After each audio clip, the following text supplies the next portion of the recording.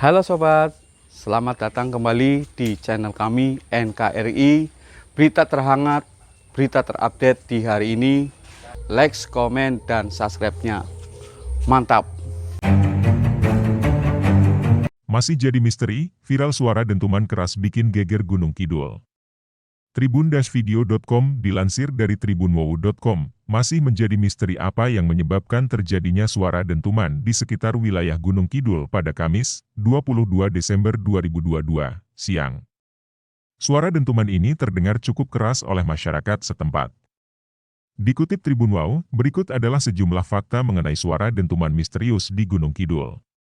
Dugaan ahli soal sumber suara. Ahli geologi dan dosen teknik geologi, Fakultas Teknologi Mineral UPN Veteran Yogyakarta, Jatmika Setiawan mencurigai suara terjadi gara-gara runtuhan dinding gua di sungai bawah tanah. Reruntuhan dinding gua ini jatuh menabrak air sehingga terciptalah suara dentuman.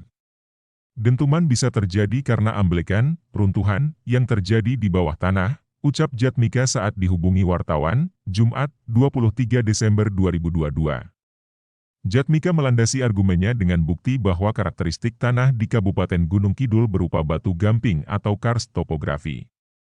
Di kawasan karst ini terdapat endokarst dan eksokarst. Endokarst itu banyak saluran-saluran kalau yang kecil kemudian menjadi satu sungai bawah tanah.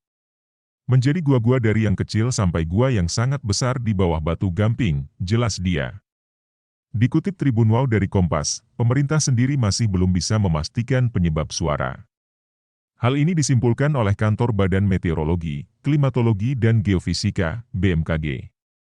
BMKG menyatakan suara dentuman tidak memiliki kaitan dengan fenomena alam. Kajian kami tidak memberi petunjuk yang mengarah ke sana, kata Budiarta, Koordinator Observasi Stasiun Geofisika di Kilometer 8 Jalan Wates, Kabupaten Sleman, Jumat, 23 Desember 2022. BMKG telah melakukan pengecekan di kantor BMKG Stasiun GKJM di Kapanewon Gendang Sari, Gunung Kidul, menganalisa dentuman yang terdeteksi pada pukul 10:37:51 waktu Indonesia Barat.